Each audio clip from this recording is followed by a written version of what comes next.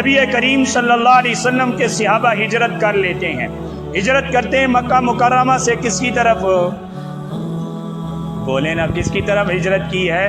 مکہ سے مدینہ منورہ کی جانب۔ کہاں سے ہجرت کی؟ مکہ سے مدینہ منورہ کی جانب۔ یہاں حلوہ بنایا ہونا تو آپ کو کہا جی کھائیں، پھر تو سارے دوڑیں گے، ہاں جی ذرا جان دینی ہے، تو پھر ادھر ادھر سب سے پہلے جو ہے نا بھاگنے کی کوشش ہوگی۔ صحابہ نے جانیں دی، چوریاں نہیں کھائی۔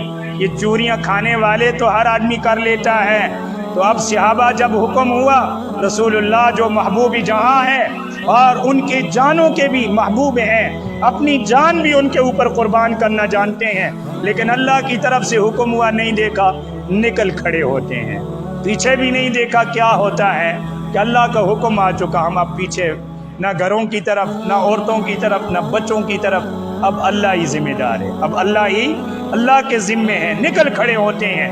3 اشخاص رہ جاتے ہیں، اور 3 اشخاص میں سے ایک، اس سے پہلے ایک اور واقعہ سن لیجئے، کیسی تکلیف بطور عبرت کے آپ کو میں، یہ بھی ہمارا سفر کی ابتدا ہے، ہجرت کے سفر کی ابتدا ہے۔ تو ایک شخص ہے حضرت ابو سلمہ رضی اللہ تعالیٰ عنہ، کون ہے؟ سارے بول جائیں، صحابی ہیں۔ ان کی جو اہلیہ تھی ام سلمہ رضی اللہ تعالیٰ عنہ، یہ رسول اللہ صلی اللہ علیہ وسلم کے ابو سلمہ رضائی بھائی تھے، اور پھر ان کی اہلیہ ام المومنین بنی ہیں۔ اللہ کے محبوب صلی اللہ علیہ وسلم نے بعد میں نکاح کیا ہے۔ ان کا واقعہ کیا بنا ہے؟ ان کا ایک بیٹا ہے، ایک بیوی ہے، اور حضرت ابو سلمہ ہیں۔ جب نکلتے ہیں، اور وہ ایک مخزومی اور بنو اسد قبیلے سے تھی ان کی اہلیہ، تو اب خاندان والوں نے اس کو پکڑا کہ نہ، یہ بچہ بھی ہمارا ہے، یہ ہماری بچی ہے، یہ تیرے ساتھ ہجرت نہیں کریں گے۔ ایک بچہ ہے چھوٹا سا، بیوی کو بھی روک لیا۔ اب وہ تنہا سفر کرتے ہیں اور چلے جاتے ہیں کہ اللہ کے حکم میں اب کوئی ہیلا بہانا نہیں۔ ہمارے شیطان جو ہے نا بہت ساری باتیں سکھا دیتا نا، ہیلے، یہ کرو وہ کرو۔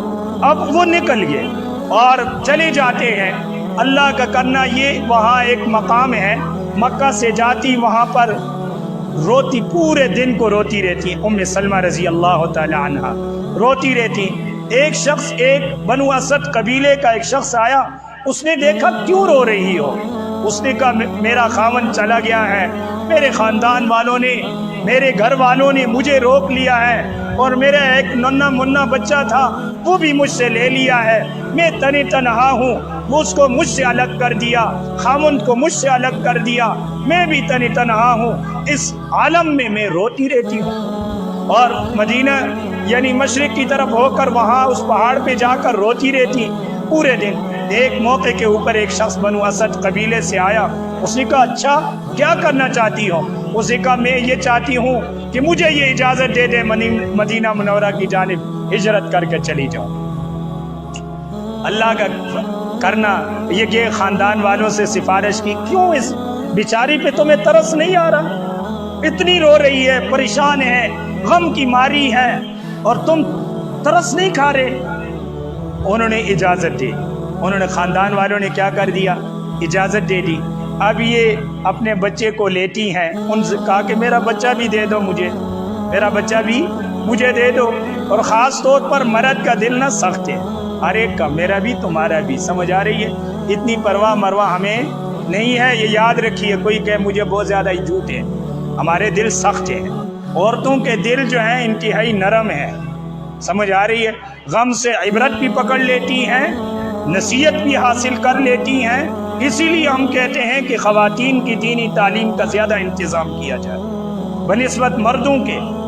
اللہ کا کرنا، اس کا دل غم کے مارے، اس نے کہا بچہ بھی مجھے دو، چل نکلتی ہے۔ ایک مقام تنعیم ہے، مقام تنعیم ہے، جو عمرہ حج کے لیے گئے ہیں، آج وہاں مسجد عائشہ رضی اللہ تعالی عنہ کے نام سے مسجد بھی بنی ہے، اور مقام تنعیم ہے، وہاں یہ جب پہنچتی ہیں، اور جب پہنچی تو وہاں ایک صحابی رسول سے ملاقات ہو گئی۔ کس سے ملاقات ہوئی؟ ایک صحابی رسول سے ملاقات ہوئی، عثمان بن طلحہ رضی اللہ تعالیٰ عنہ سے۔ انہوں نے کہا کہاں جا رہی ہو؟ کہا میں جا رہی ہوں، 1 سال تقریباً ہو چکا ہے مجھے ان میرے خاندان والوں نے الگ کر کے رکھا، ظلم و ستم مجھ پر ڈھائے، لیکن میں نے بھی انہیں پکا بتا دیا تھا میں اب ایمان اور کلمے کو چھوڑنے والی نہیں۔ آج تو نماز پڑھنا میرے اور آپ کے لیے مشکل ہے، اور ہم کہتے ہیں جی ہم تو کیا سے کیا پتہ کریں گے، داڑھی رکھنا مشکل ہے، سنت پر عمل کرنا مشکل ہے۔ وہ صحابہ تھے، آج ہم کہتے ہیں ہم عاشق رسول جھوٹے، 100% جھوٹے، 100% کیا ہے؟ جھوٹے ہیں۔ صحابہ تھے۔ اب وہ ام سلمہ رضی اللہ تعالیٰ عنہ نکلتی ہیں۔ حضرت عثمان بن طلحہ رضی اللہ تعالیٰ عنہ نے جب پوچھا، اس نے کہا اچھا، اونٹ کو بٹھایا اور بٹھا کر اپنے چہرے کو دوسری سائڈ پہ کیا، اپنے چہرے کو دوسری سائڈ پہ کیا تاکہ نظر اس عورت پر نہ پڑے، اور نکیل کو لگام کو پکڑا، آگے جا رہے ہیں، اور وہ سوارے اس پر قباء بستی میں پہنچتی ہے۔ قباء بھی آپ کو پتہ ہے، مسجد قباء بھی ہے، مدینہ سے مشرق کی جانب ہے، اور وہاں جب پہنچتی ہے کہ انہوں نے کہا عثمان بن طلحہ رضی اللہ تعالیٰ عنہ نے، تمہارے جو خاوند ہیں نا اس بستی میں آباد ہیں اور یہاں رہتے ہیں۔ انہوں نے ان کو اتارا اور خود چلے گئے مدینہ منورہ۔ مدینہ منورہ چلے گئے، وہ ام سلمہ رضی اللہ تعالیٰ عنہ اپنے خاوند سے ملی اور پھر فرمانے لگی عثمان بن طلحہ رضی اللہ تعالیٰ عنہ جیسے شریف النفس شخص میں نے آج تک نہیں دیکھا۔ کہیں پر پڑاؤ ڈالتے ہیں نا تو فرماتے دوسری طرف جا کر درخت کی اوڑ میں لیٹ جاتے تاکہ میری نظر ام سلمہ پر نہ پڑے۔ آج تو ہماری نظریں ہوس کی بھوکی ہیں، یعنی نہ آنکھوں پہ ہمیں کنٹرول ہے، نہ کانوں پہ کنٹرول ہے، نہ زبان پر کنٹرول ہے۔ کیا ہماری زبانوں سے نکلتا ہے، کیا ہماری آنکھیں دیکھ رہی ہیں؟ کبھی خیال کیا؟ حضرات محترم، تو حضرت عثمان بن طلحہ رضی اللہ تعالیٰ عنہ جب لے گئے تو انہوں نے تبصرہ کیا، اور پھر اللہ کے حبیب صلی اللہ علیہ وسلم دوسرے ایک غزوے میں ان کے خاوند شہید ہو جاتے۔ لمبا واقعہ تھوڑا سا میں عرض کر کے تاکہ یہ بات میری پوری ہو، پھر انشاءاللہ حضرت ام سلمہ رضی اللہ تعالیٰ عنہ کا خاوند شہید ہو۔ خاوند کیا ہو گئے؟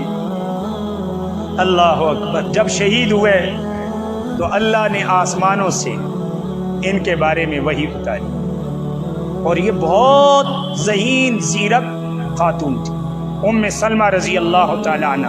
ایک لمبا واقعہ ہے، حجۃ الوداع جو صلح حدیبیہ کا موقع ہے، وہاں پر صحابہ اور حضور کی تھوڑی سی باتیں ہوئیں، اور اللہ کے محبوب نے مشورہ ان سے لیا تو فرمایا یا رسول اللہ اب یہاں پر عمل کی ابتدا اپنی ذات سے کریں، صحابہ آپ کو دیکھ کر ہی اپنے احرام کھول دیں۔ اتنی زیرک خاتون تھی۔ اور پھر اللہ کے محبوب صلی اللہ علیہ وسلم نے حضرت ام سلمہ رضی اللہ تعالیٰ عنہ سے نکاح کیا، اور امت کی ماں بننے کا شرف ملا ہے۔ حضرت ام سلمہ قربانی دی دین کے لیے۔